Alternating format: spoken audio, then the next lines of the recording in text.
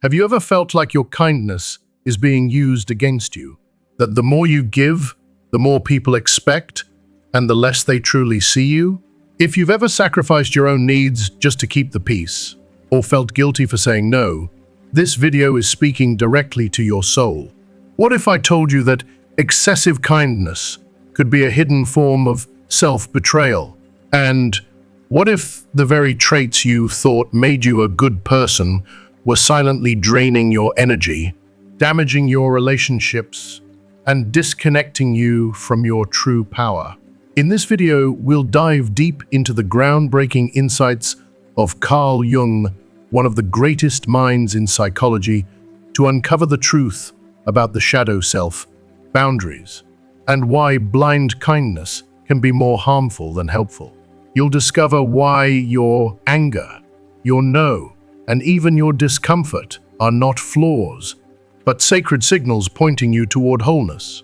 This isn't just about being kind. It's about becoming powerful, authentic, and free. So stay with us until the end, because what you'll learn here could transform not only how you treat others, but how you finally begin to honor yourself. If you haven't subscribed to our channel yet, please click the subscribe button and ring the notification bell to stay updated on all our latest content. Imagine your kindness as a radiant light, a warm golden glow that illuminates everyone around you. Now imagine that, from a young age, society taught you that to keep that light shining, you had to dim every other part of yourself. Your anger, too dangerous. Your needs, too selfish. Your boundaries, too harsh. So, slowly, you learn to hide them, to bury them, to silence them. And the more you silenced those essential parts of who you are, the more you began to disappear. Carl Jung, with all his profound wisdom, saw the tragedy in this. He understood that this version of kindness we've been taught to admire is fundamentally broken, because kindness that demands the death of your wholeness is not kindness, it's self-erasure. I can't tell you how many times I've heard that quiet, desperate voice in my own heart whispering, "Enough is enough." And yet, I ignored it. Why? Because I didn't want to stop being the good one. Because I thought real goodness meant never getting angry, never speaking up, never asking for anything in return. And I know I'm not alone. Maybe you've done it too, pushed down your frustration, buried your pain, convinced yourself those feelings made you weak or unworthy. But here's the brutal truth. Every time we deny those parts of ourselves, we don't become better, we become broken, fragmented, disconnected from our power, our intuition, and our truth. This isn't a call to abandon kindness. Not at all. It's a sacred invitation to wake it up, to shake it from the sleep of naivety, and breathe new life into it. A life rooted not in fear or performance, but in truth. Because real kindness doesn't demand the absence of your darkness. It asks for your courage to embrace it. What you're about to learn may unsettle you. It might pull at beliefs you've held on to for decades, beliefs about love, about sacrifice, about what it means to be a good person. But if you dare to keep going, to listen, you'll uncover something liberating, something fierce, something beautiful. True kindness doesn't strip you bare, it clothes you in strength. It doesn't empty you, it fills you. It doesn't make you smaller to fit the comfort of others. It expands you into the fullness of your being. And most importantly, it doesn't demand your perfection, it asks for your presence. Jung taught us the truth so many fear faces. To be truly good, we must first be truly whole. And that wholeness begins by turning toward the very shadows we've spent our lives avoiding. When he spoke of the shadow, he wasn't offering us poetic metaphor, he was showing us a reality, an undeniable piece of our psyche that society told us to fear. It's the storage room of our soul, where we've locked away every impulse we thought made us unlovable, our anger, our longing to say no, our desperate need to be seen. And if you're someone who prides themselves on being the helper, the caregiver, the one who always shows up, I know how terrifying it can be to admit there's a darker side to you, one that's tired, one that's bitter, one that sometimes resents the people you give so much to. But that fear, that gut-wrenching panic that says, if I stop being good, I'll stop being loved, comes at a cost. A high one, because the more you deny your shadow, the more power you give it. And it doesn't go away. It leaks out in resentment, in exhaustion, in hidden anger, in subtle manipulation, in emotional withdrawal. I've seen this firsthand in people who wear kindness like armor, but are slowly crumbling underneath. They smile, they give, they serve, but inside, they're aching to be seen, aching to be allowed to just be human. That's not love, that's self-abandonment. Here's the paradox Jung revealed. By trying to be only light, we become controlled by the very darkness we try to escape. By refusing to feel anger, we become passive-aggressive. By pretending we don't need anything, we become emotionally dependent. And by always putting others first, we lose sight of ourselves altogether. But there's hope, because the shadow isn't your enemy, it's your teacher. It holds not just your wounds, but your power, your strength to say no, your ability to stand your ground, your sacred right to take up space in the world. Imagine the child who was always told, be nice, don't speak up, make everyone happy. That child grows into an adult who thinks their only value is in pleasing others. But beneath that polished surface is a roaring fire, one that longs to be acknowledged, not extinguished. That's why Jung's work matters. He didn't tell us to destroy our shadow. He told us to dance with it, to see it as the missing half of our truth. Because your boundaries are just as sacred as your compassion, your anger is just as holy as your love. And your desire to be seen is just as human as your desire to give. This is what powerful, integrated kindness looks like. It's not weakness, it's wisdom. It's not an obligation, it's a choice. It's not guilt, it's grace. When we bring our shadow to the light, we don't lose our kindness. We transform it. We purify it. We make it unstoppable. So let this be your invitation not to be perfect, but to be whole. Not to keep performing goodness, but to live in your truth.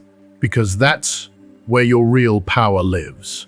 That's where your deepest love begins.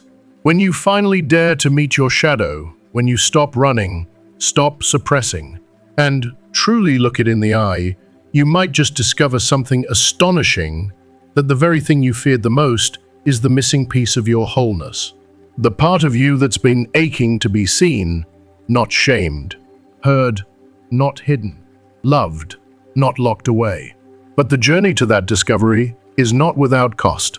Blind kindness, this relentless drive to always be good, always be giving, comes with a price.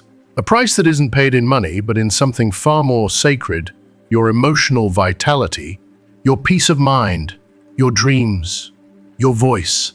It steals from you quietly, until one day you look around and realize that you've built a life on serving others, but forgotten how to serve yourself. It's the exhaustion that won't go away, no matter how much you sleep. The quiet heartbreak of putting your own needs on the shelf for later, again and again, until later never comes.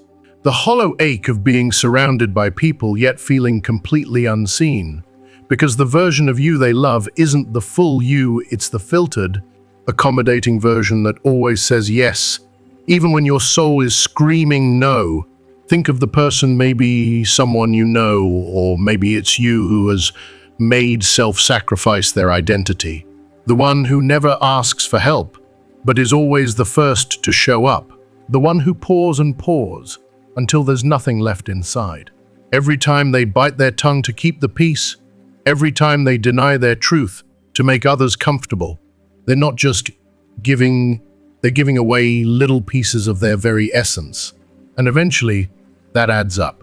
The modern martyr doesn't wear a visible crown of thorns. No, they carry their cross in silence, through sleepless nights filled with worry, through lopsided relationships where they give far more than they receive, through calendars so packed with obligations that there's not even a sliver of time left for their own heart. Society often applauds this behavior. We call it noble, selfless, admirable. But beneath that shiny praise lies something much darker, a quiet, dangerous erosion of self-respect. Carl Jung saw this. He understood that this pattern, this compulsive need to overgive, often has roots buried deep in childhood. Maybe you were the one who had to be the good kid to keep the household stable. Maybe you learned that love had to be earned, bought with obedience, silence, or overachievement. These early survival tactics become invisible chains in adulthood, binding us to patterns that no longer serve us, but that feel too familiar to abandon. And so, relationships take on a predictable pattern. You become the rock for everyone, the safe space, the therapist, the reliable one who never falters. But when your world trembles, when you need a shoulder or a safe place to fall, you find only silence. People have grown so accustomed to your giving that they don't even think to ask how you're doing. They don't notice when you're running on empty because they've never seen you pause to refill. If you are still watching this video and find these lessons helpful, please comment number 1 below to let me know that you are still watching this video with me. And here's the truth that hurts the most. This kind of exhaustion is not just physical, it's spiritual. It's the kind of soul tired that no nap can fix. It's the slow death of your dreams, your voice, your joy. Over time, you stop asking what you want and what you need, because you've trained yourself to live only for the needs of others. You become like an empty vessel, something to be filled by others' problems, while your own needs evaporate into silence. This creates a toxic imbalance. The more you give, the more others depend on you. And the more they depend on you, the more you disappear. You become indispensable and invisible. It's not love. It's not a virtue. It's a self-imposed prison, beautifully decorated with approval, but lined with loneliness. Here's the cruel irony. This excessive kindness not only depletes you, it stunts the very people you're trying to help. By always stepping in, always rescuing, and always smoothing things over, you deny others the opportunity to grow, to stumble, and to become accountable for their choices. Your constant giving doesn't just drain you, it enables them. And over time, resentment begins to bloom in your heart like a hidden vine, silent, twisting, poisonous. That's when the truth hits. You've given everything. But when you're the one in need, no one shows up. You've been everyone's support system, but when your foundation cracks, the silence is deafening. And that hidden resentment, buried under layers of forced smiles and polite I'm fines, begins to seep into your relationships, quietly corroding the love you once gave so freely. This is the real cost of blind kindness. You lose more than time or energy. You lose yourself, your connection to your true essence, your wildest dreams, your right to say no without guilt, your freedom to be seen not just as a giver but as a whole, complex human being with limits, emotions, and needs. But there is another way, a braver way, integrating the shadow, the parts of yourself you've tried so hard to suppress is not easy. It's uncomfortable. It's raw. It's like flipping on the light in a room that's been dark for years. At first, you might not like what you see, but only in that light can you begin to clean, to heal, to rearrange, to reclaim. And it begins with one honest question. What am I avoiding by being so endlessly kind? Sometimes, excessive kindness is a shield, a way to avoid conflict, rejection, or judgment. We fear that if we stop being what others want us to be, they'll stop loving us. But real transformation begins when we find the courage to disappoint others rather than betray ourselves. It takes tremendous strength to rewrite the unspoken contract you've lived by. I'll give you everything, and in return, you'll love me. And to instead declare, I will honor myself, even if that means I no longer fit into the mold you placed me in. That's not selfish. that's sacred. Because true kindness isn't about perfection or pleasing everyone. It's about honesty, balance, and mutual respect. And sometimes the kindest thing you can do for yourself and others is to finally say, no more. Integrating the shadow doesn't mean turning cold, hard, or unfeeling.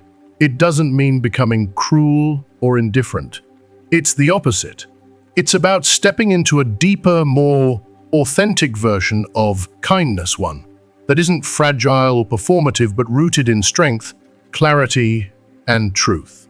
There's a massive difference between the kindness that flickers like a weak flame, easily snuffed out by the slightest breeze of conflict, and the kind that burns like a strong, steady fire, providing warmth and light without consuming itself. One is born from fear and people-pleasing, the other is born from inner wholeness and self-respect. True integration happens when we begin to realize that our ability to set firm, loving boundaries is just as sacred as our capacity to give with an open heart.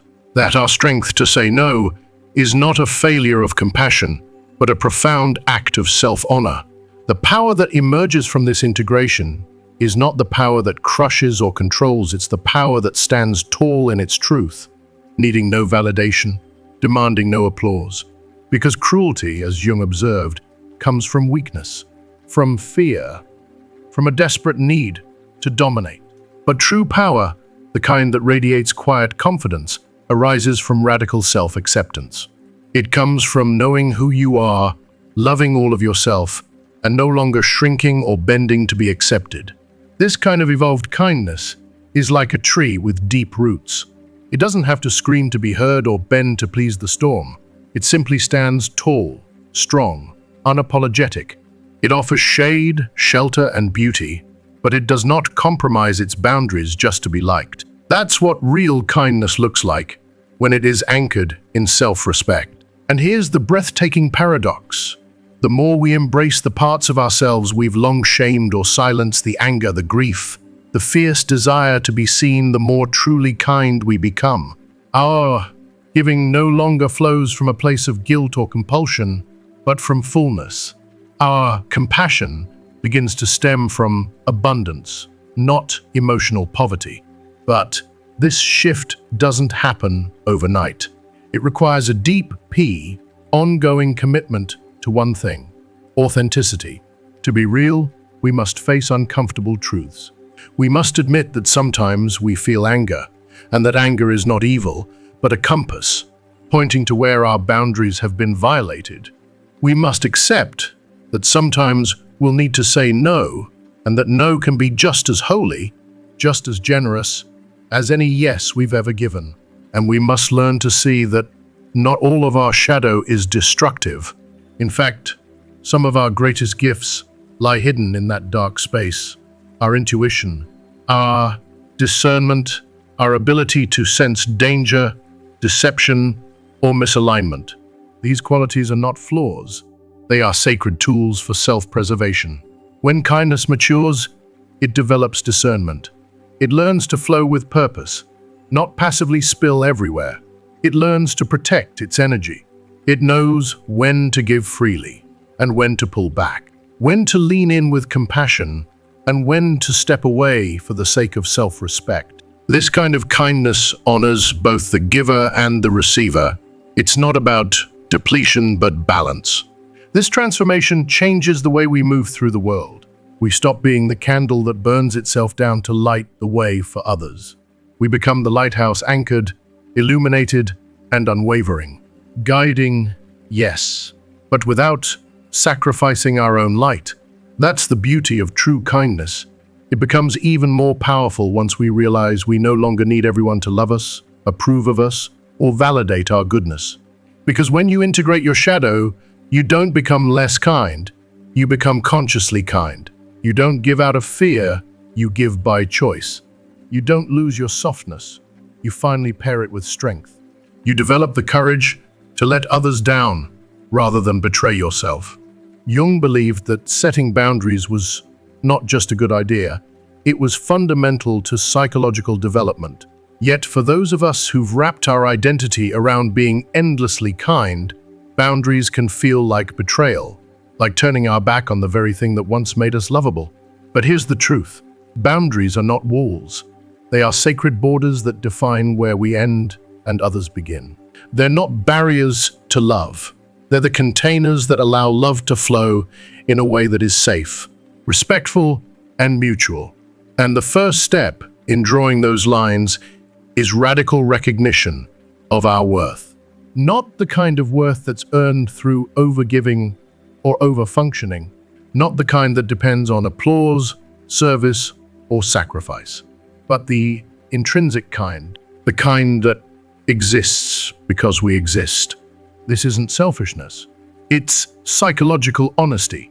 And when we finally begin to value ourselves, everything changes. We no longer seek to earn our place in the world by giving endlessly. We begin to believe that just being here, being us, is enough. This leads to a whole new understanding of relationships. We begin to see that healthy love isn't one-sided, that it must include both giving and receiving, that constantly allowing people to overstep our boundaries isn't compassion, it's a slow erosion of respect for them and for us. Authentic kindness insists on clarity. It says, I will give, but not at the cost of myself. I will support, but not at the expense of my soul. Because boundaries aren't just protective, they're transformative. They protect our ability to give and the dignity of those we give to. If you are still watching this video and find these lessons helpful, please comment number 2 below to let me know that you are still watching this video with me. The deepest protection of our kindness doesn't come from retreating into isolation or building walls. It comes from developing wise discernment, knowing where, when, and with whom to share our sacred energy. It's like tending a garden. Without fences, it gets trampled. Without water, it withers. But with care and boundaries, it blooms. This is the sacred alchemy of inner transformation, the merging of light and shadow, the integration of the parts we've loved and the parts we've feared. It's not about becoming pure light or perfect peace. It's about becoming whole, like two rivers merging into one. We become something entirely new, not a fragmented soul trying to please the world, but a powerful being capable of living with honesty, intention, and grace. And the fire that purifies this transformation is not external. It's the fire of self-awareness, the fire that burns away the lies we've told ourselves about what love should look like, the fire that reveals the gold hidden in our so-called darkness. Our anger, once feared, now shows us where to set limits. Our resentment, once hidden, now reminds us where we've given too much. Our sadness, once buried, now calls us back to ourselves with tenderness. This is where authentic strength is born, not in denying who we are, but in loving every part of ourselves back into the light. This isn't the brute force of aggression, nor the fragile facade of endless, self-sacrificing kindness. No, this is something entirely different. It's a new kind of power, refined, grounded, wise. A power that knows when to take bold steps forward and when to pause, when to speak with fierce truth and when to hold silence like a sacred space, when to give from overflow and when to conserve energy to protect your soul. People who reach this level of integration carry something different in their presence. You can feel it before they even speak. They don't chase approval. They don't over-explain. They don't need to convince you of their goodness or strength. They simply are rooted, radiant, real. Their authenticity becomes their armor, not a shield that blocks, but a gentle force that deflects what doesn't belong. Their truth becomes their sword, sharp, not with cruelty, but with clarity. And they know, deep in their bones, that real strength is never about overpowering others. It's about mastering yourself, taming your fears, leading yourself with compassion before trying to lead anyone else. The wisdom born from this kind of transformation is like fire under control. It warms those who draw close with honesty, but it won't hesitate to burn through what no longer serves. It's discerning. It's alive. It's intentional. The kindness that emerges from this sacred inner alchemy is no longer a reaction to guilt or a performance for acceptance. It's not the anxious compulsion to please or the constant fear of being too much or not enough. This kindness is a choice, a conscious, confident offering from someone who knows their worth. It's the kind of kindness that says yes with joy and no with peace, that gives without strings, that receives without shame. It's kindness that doesn't tremble in the face of someone else's darkness because it has already befriended its own. And here's the truth: this transformation is never finished. It's not a destination we reach, check off, and move on from. It's a lifelong dance, a beautiful, sometimes messy rhythm between light and shadow, giving and receiving, strength and surrender. Every single day gives us new chances to practice, new chances to pause before reacting, to feel before fixing, to choose kindness from strength, not from fear. And the most beautiful part? This work doesn't stay inside of you. This healing ripples out. It changes the way you show up in your relationships, in your family, in your work, in the world.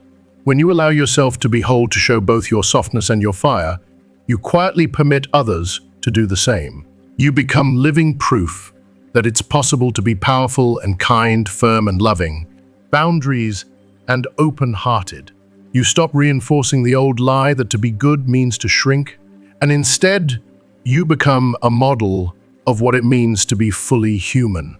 The final transformation leads you to a breathtaking realization that true kindness was never a cage, it was always meant to be your freedom. That love doesn't require you to wear a mask. That compassion doesn't mean collapsing. That you are allowed to be fully seen, exactly as you are, shadow and all. And from that place of wholeness, something incredible happens. Your power and your empathy no longer battle each other. They blend. They begin to flow from the same source. They nourish each other. And together they create something greater than either could offer alone. The wisdom Carl Jung left us with isn't just philosophy. It's an invitation, a mirror, a challenge.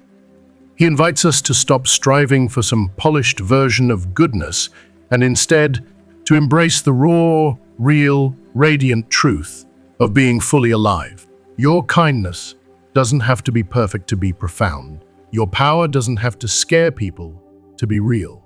And your shadow doesn't make you broken, it makes you whole. The path forward isn't about cutting away your darker parts, it's about learning to listen to them, to hold them, to let them teach you. Because your truest, most authentic life doesn't come from being half of who you are, it comes from embracing it all. So now the question becomes deeply personal. What parts of yourself have you been silencing in the name of being kind? What parts of your power have you kept hidden, afraid that stepping into them would make you unlovable? What boundaries have you pushed aside, terrified of the disappointment they might bring? This right here is your invitation to come home to yourself. Remember that your worth has never depended on your performance, that your boundaries do not make you unkind, that your voice, your needs, and your desires are not flaws to be edited, but sacred truths to be honored. You do not have to choose between being loved and being whole. The people meant to walk with you will not ask you to shrink.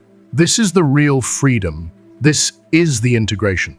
This is power born from truth and kindness, forged in fire. Now that you've walked this journey with us, through the light, the shadow, the fire, and the healing, take a moment to pause and reflect. What resonated with you the most? Was there a part of yourself you recognized in this message? Did it bring clarity to something you've been struggling to put into words? We'd love to hear from you. Comment below and share one powerful insight you're taking with you, something you've learned about kindness, boundaries, or your inner strength, and how you'll begin practicing it in your life. Whether it's permitting yourself to say no, honoring your need for rest, or embracing the parts of yourself you've kept hidden. Your reflection might just inspire someone else who needs to hear exactly that. And if this video touched your heart, helped you see yourself more clearly, or offered the encouragement you didn't know you needed, please don't forget to like, share, and subscribe to our YouTube channel. We're here to walk this path with you, one step of healing at a time. Let's grow stronger together.